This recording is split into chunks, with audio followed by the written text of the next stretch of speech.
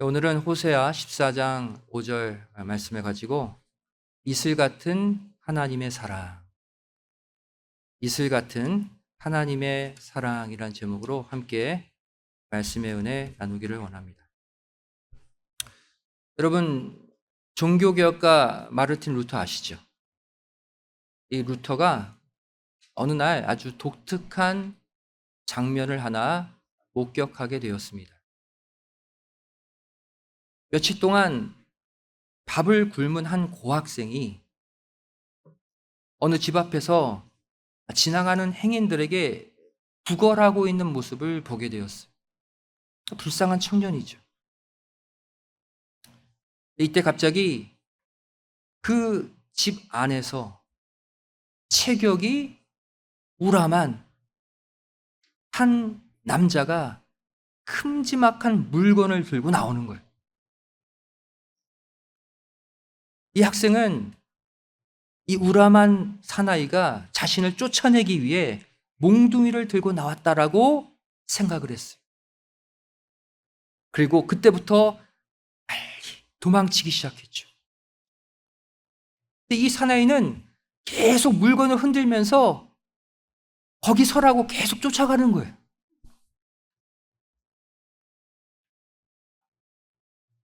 그럴수록 학생은 젊잖아요. 내가 잡힐 순 없지. 더 빠르게 달렸어요. 근데 주변 사람들이 이 장면을 목격하고 키득키득 웃는 거예요. 이들은 왜 웃었을까요? 이 우람한 체격의 사나이가 들고 있었던 것은 몽둥이가 아니라 커다란 빵 덩어리였어요. 이 사람은 자기 집 앞에서 구걸하고 있는 이 학생이 불쌍해서 빵을 주려고 나왔는데 이 학생은 이 사나이가 자신을 때리려고, 자신을 해하려고 쫓아오는 줄 알고 도망간 거예요. 루터는 자신이 목격한 이 사건을 그의 명저서인 탁상어록에 기록했어요. 그리고는 이 사건을 하나님과 인간의 관계에 대한 한 예로 들었습니다. 이 학생은 자신이 도망치기 전에 이 사나이의 우람한 체격이 아니라 그의 인자한 얼굴을 봤어야 해요. 또 그 손에 들려진 커다란 빵을 봤어야 해요. 하지만 이 청년은 그것을 보지 못하고 우람한 체격만 보고 도망친 것이죠. 여러분, 하나님은 이처럼 날마다 우리에게 다가오십니다. 우리는 겁을 먹어요, 때로는. 우리가 도망치면 도망칠수록 하나님은 더 가까이 우리에게 다가오셔요. 하지만 그 하나님은 우리를 벌 주시는 무서운 하나님이 아니에요. 우리를 꾸짖으려고, 우리를 해하려고 오시는 게 아니에요. 나에게 은혜 주시려. 내가 현재 꼭 필요한 그 무언가를 주시려고 나에게 날마다 다가오고 계시는 사랑의 하나님이심을 꼭 믿으시기 바랍니다. 오늘 본문 말씀을 보시면 이러한 하나님의 사랑을 비유하고 있습니다. 하나님은 특별히 스스로를 이렇게 본문에 표현하고 계시죠. 내가 이스라엘에게 이슬과 같으리.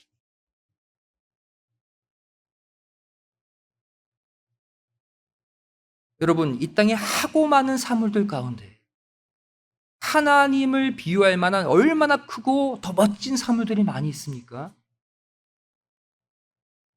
하나님은 왜 이 땅에 아무도 눈여겨보지 않는 미물 중에 미물인 이슬로 자신을 표현하셨을까요?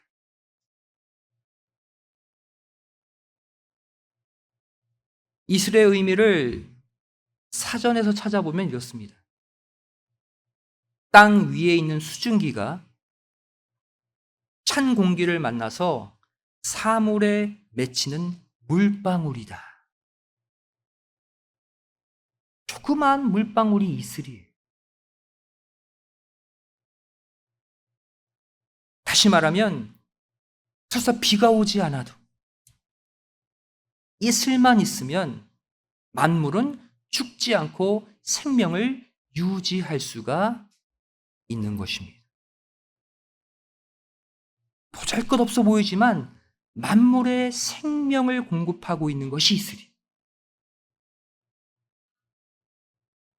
공중에 수증기만 떠 있으면 또 거기에 일교차만 발생하면 언제든지 얻을 수 있는 것이 이슬입니다. 여러분, 모든 생명체에게 생존을 위해 꼭 필요한 것이 물이죠. 양식은 좀 없어도 버틸 수 있지만 물이 없으면 못 버텨요. 또한 그 물이 수증기로 공중에 떠다니다가 어떤 계기로 갑자기 만들어지는 것이 이슬입니다.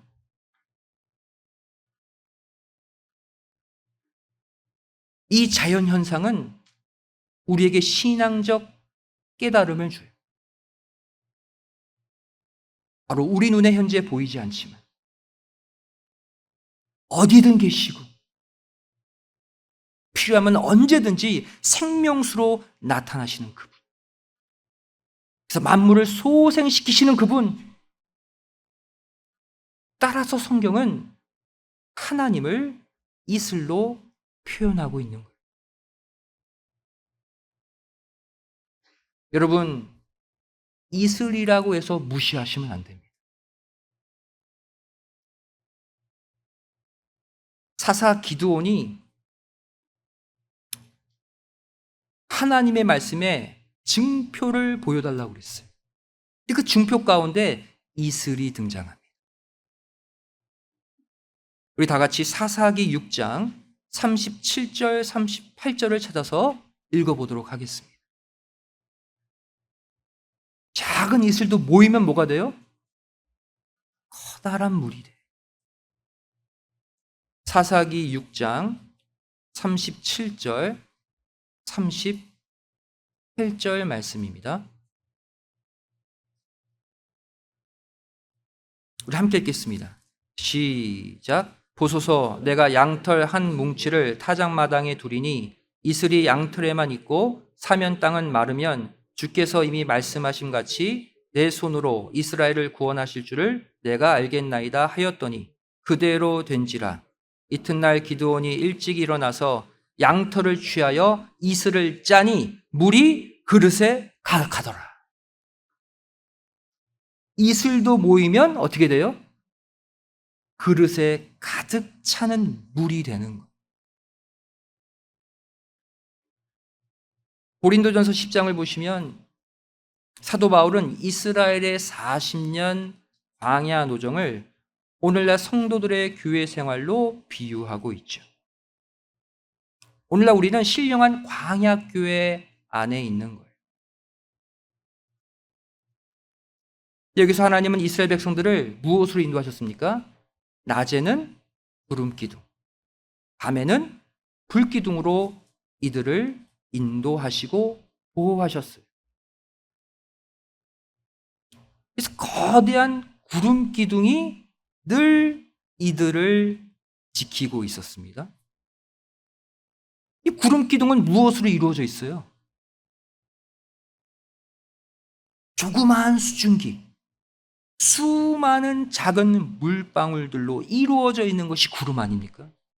이것이 거대한 구름 기둥으로 이스라엘 진 전체를 뒤덮고 있어서 낮에 뜨거운 태양을 가려줬어요.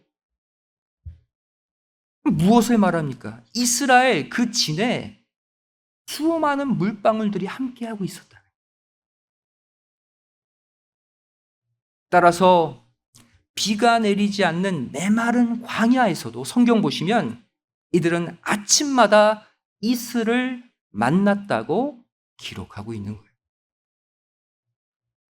광야는 일교차가 심하거든요. 밤에는 영하로 떨어지다가 낮에는 팥이 수십 도로 올라가.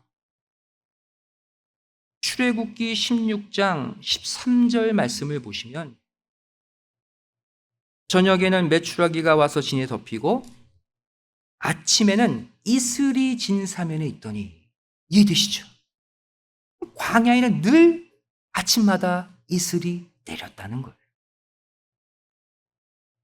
그리고 그 이슬과 함께 하나님은 하늘의 신령한 양식 만나를 함께 내려주셨습니다.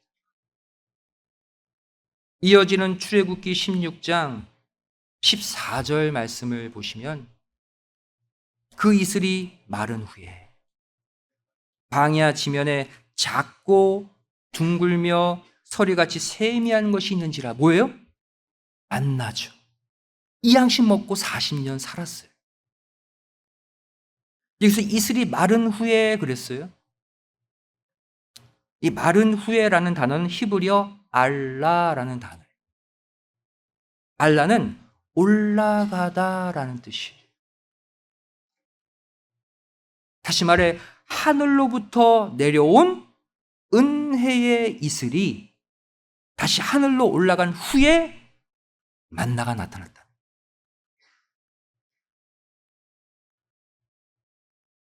오늘날도 하나님은 저와 여러분에게 신령한 이슬과 함께 영의 양식, 말씀을 주고 계심을 꼭 믿으시기 바랍니다. 이 말씀을 먹을 때 무엇도 함께 있어요? 이슬도 함께 있는 거예요. 따라서 날마다 주시는 말씀을 받아 먹으면 절대로 우린 목마르지 않아요. 물질의 목마름, 자녀에 대한 목마름, 건강의 목마름, 행복에 대한 목마름 다 사라져요. 왜 그렇습니까?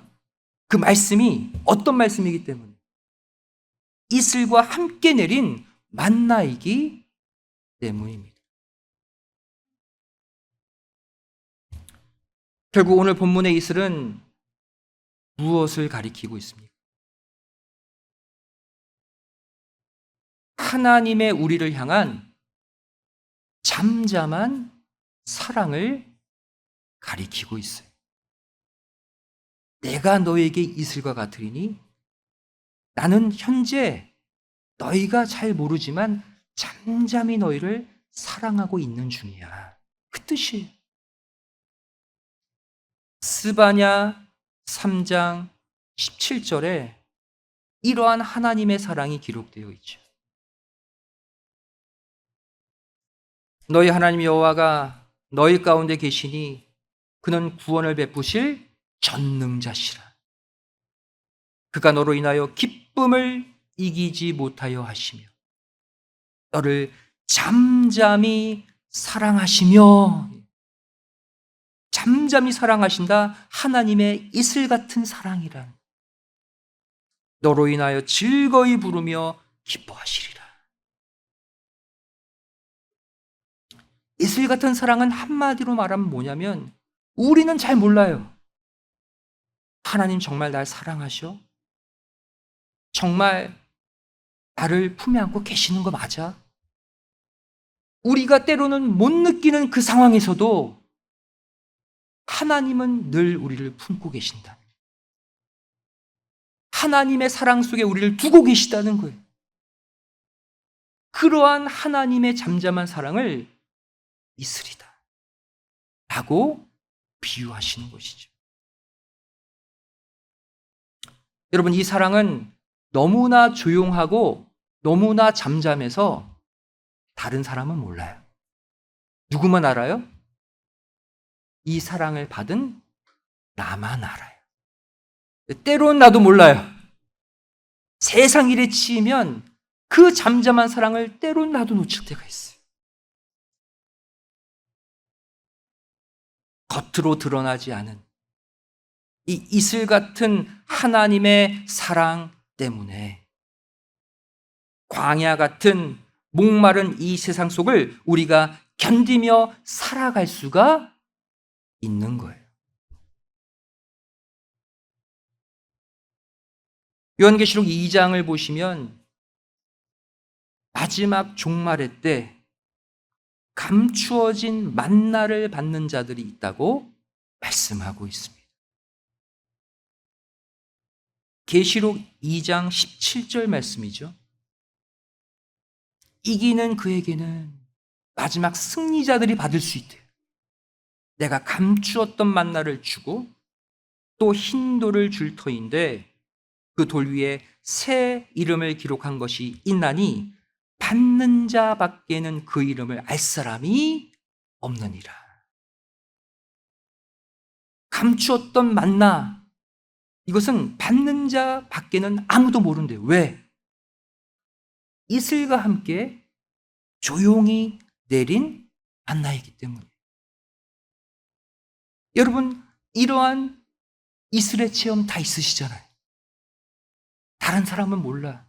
하지만 나는 알아. 하나님이 나를 순간순간 얼마나 사랑하고 계시는지. 각자에게 내린 이슬이에요.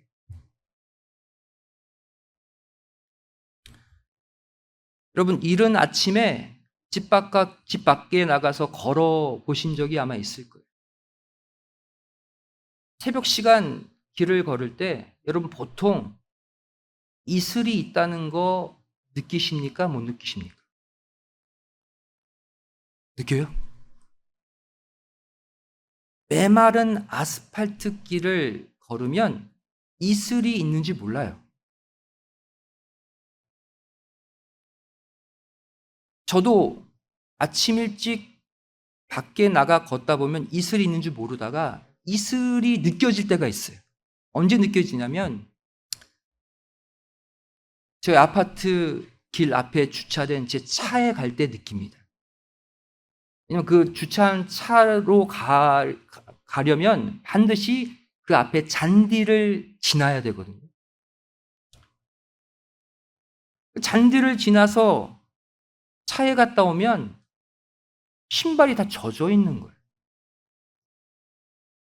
조심조심 걷지 않으면 양말까지 다 젖은 적도 있어요. 이슬이 무시할 게 못 되더라고요.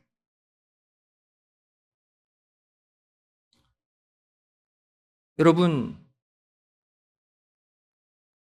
잔디를 밟는 자만이 거기에 이슬이 있는지 압니다. 그냥 맨 바닥 시멘트 길만 걸으면 이슬이 있는데도 이슬이 있는지 몰라요. 따라서 대부분의 사람들은 아침 일찍 길을 걸어도 이슬의 존재를 느끼지 못하고 갑니다. 하지만 이슬은 그 사람들이 느끼든 느끼지 않든 그 자리에 매일 항상 내려 있어요. 이것이 하나님의 사랑이라는. 사랑하는 성도 여러분, 우리는 이 하나님의 이슬 같은 사랑을 모두 체험하고 느껴야 할 줄로 믿습니다. 그러려면 어떻게 해야 될까요? 우리도 날마다 이슬이 맺혀져 있는 푸른 잔디를 밟아야 하는 거예요. 세상 메마른 딱딱한 시멘트 바닥만 밟으면 절대 이슬을 느낄 수가 없어요. 주일에는 하나님의 집 성전에 나와서 예배드리고 말씀 받고 기도하고 찬송 부르고 성도 간에 교제하면서 또 푸른 잔디를 밟고, 주중에는 아침 일찍 일어나서 말씀의 잔디, 기도의 잔디를 밟으면서 하루하루 또 출발하고, 그 순간순간 우리는 이슬을 만나는, 이렇게 작은 이슬의 시간들이 모이고 또 모일 때 우리 인생의 커다란 빈 그릇은 어느덧 생명수가 가득히 담기는 사사기 6장 38절의 역사가 반드시 일어날 줄로 믿습니다. 그 이슬들이 모이면 그릇에 물이 가득해지는 거예요.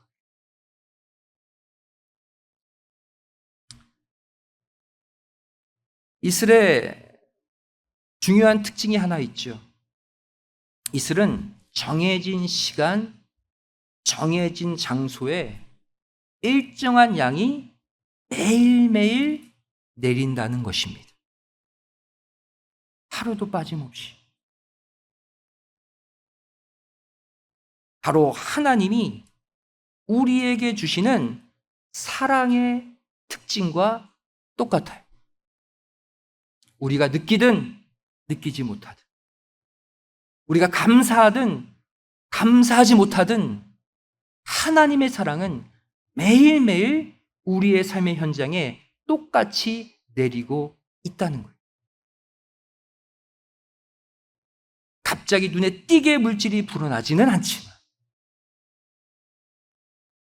또 일이 갑자기 속 시원하게 해결되지는 않지만, 내 가족, 내 주변 사람들과의 관계가 당장에 한순간에 좋아지지는 않지만, 매일매일 일정하게 나에게 공급해 주시는 하나님의 그 이슬 때문에 우리는 순간순간 그 문제를 넘어서고 또 감사하게 되는 것입니다. 사도 바울은 이 하나님의 이슬 같은 사랑을 체험한 뒤에 이렇게 고백했어요. 이 시간 우리도 그 고백을 배워보길 원합니다. 우리 빌립보서 4장 11절부터 13절을 찾아서 함께 읽도록 하겠습니다. 신약성경 빌립보서 4장 11절부터 13절.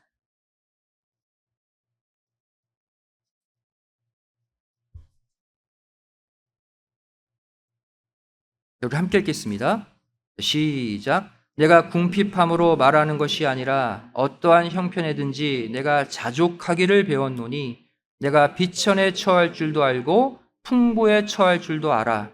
모든 일에 배부르며 배고픔과 풍부와 궁핍에도 일체의 비결을 배웠노라.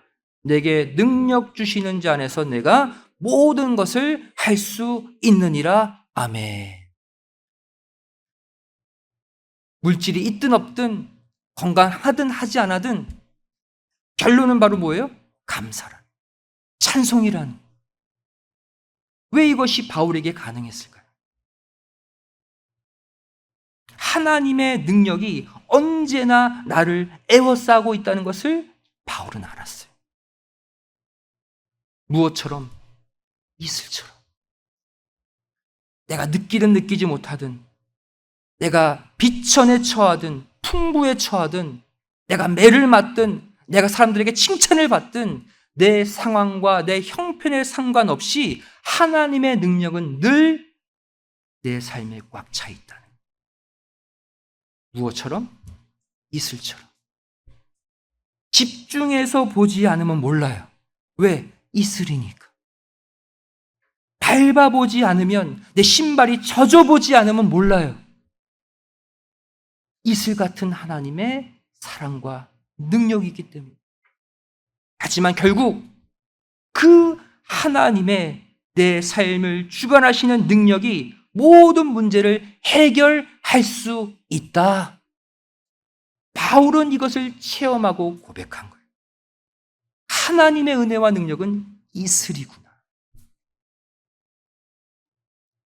여러분, 이렇게 하나님의 이슬 같은 사랑, 이슬 같은 은혜, 이슬 같은 능력을 체험한 자만이 가질 수 있는 신앙이 바로 자족의 신앙입니다. 나에게 물질이 현재 많이 있든 적게 있든 상관이 없는 거예요. 내가 건강하든 몸이 약하든, 내가 원하는 것을 얻었든 얻지 못했든 그건 중요하지 않다는 거예요.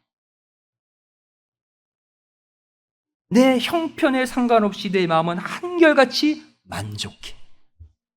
즐거워. 감사가 넘쳐. 바로 하나님의 이슬 같은 사랑을 맛보면 이렇게 바뀌는 거예요.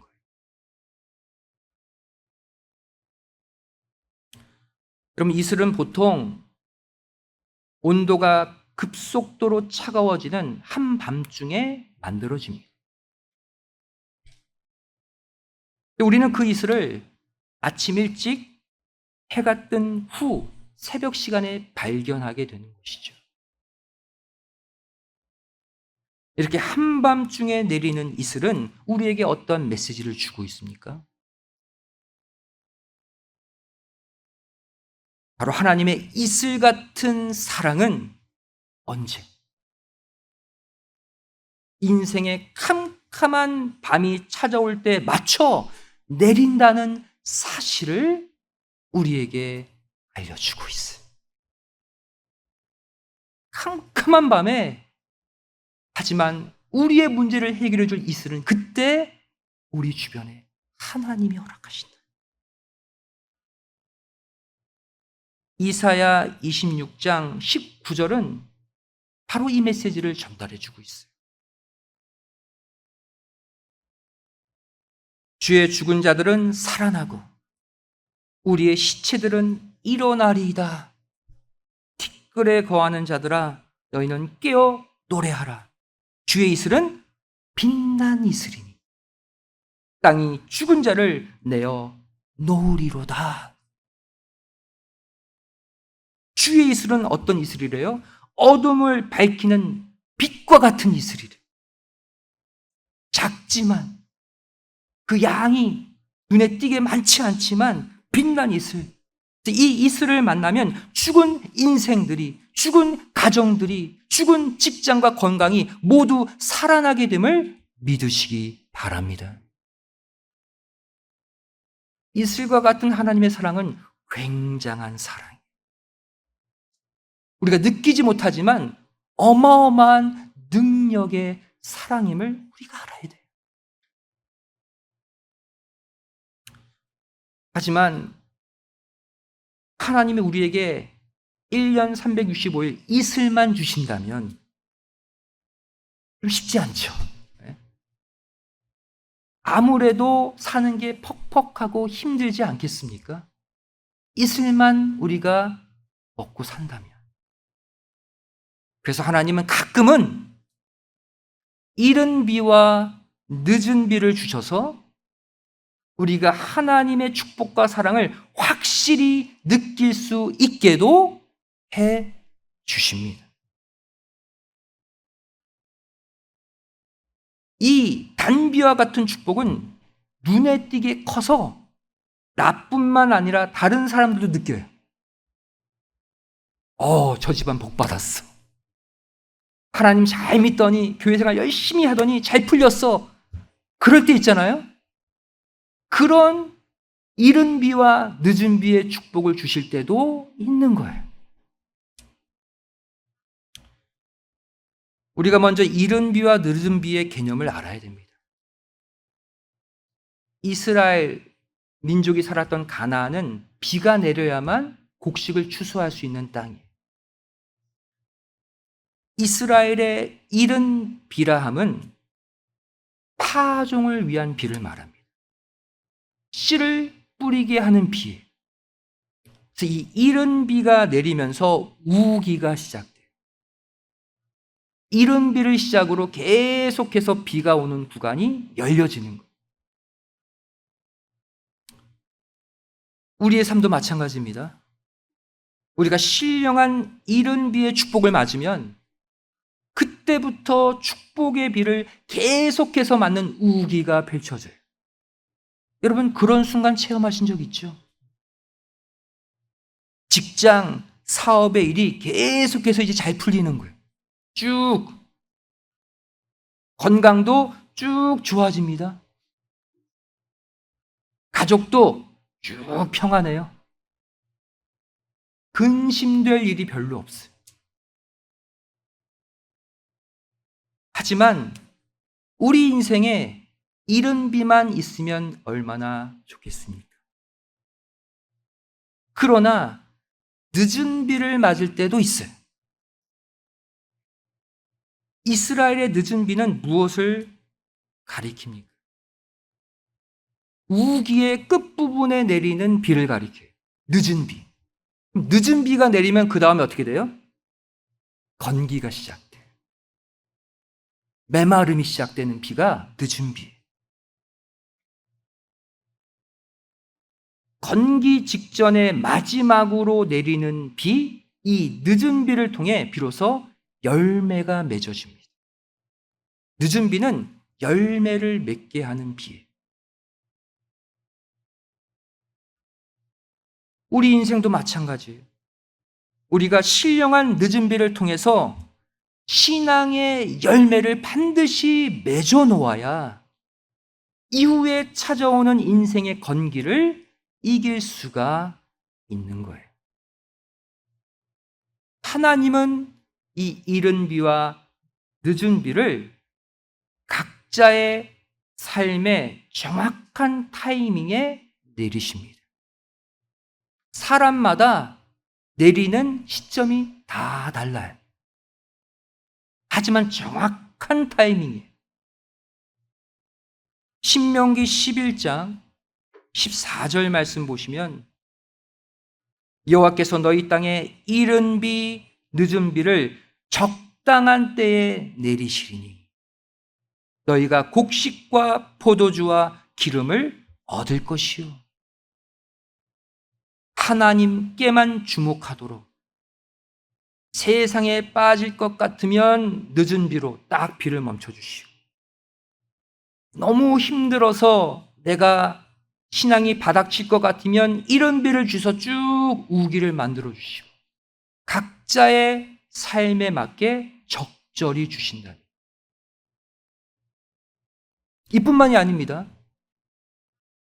또 한꺼번에 복된 장마비를 쏟아 부어 주실 때도 있어요. 그럼 살면서 인생의 대박을 경험한 적, 이야, 내 인생에 이런 적이 있었구나. 그 순간은 바로 뭐예요? 하나님이 복된 장마비를 주신 순간이에요. 에스겔 34장 26절 말씀 보시면 내가 그들에게 복을 내리며 내 산 사면 모든 곳도 복되게 하여 때를 따라 비를 내리되 복된 장마비를 내리리라. 정말 결정적인 시간에는 복된 장마비도 주시는 거예요.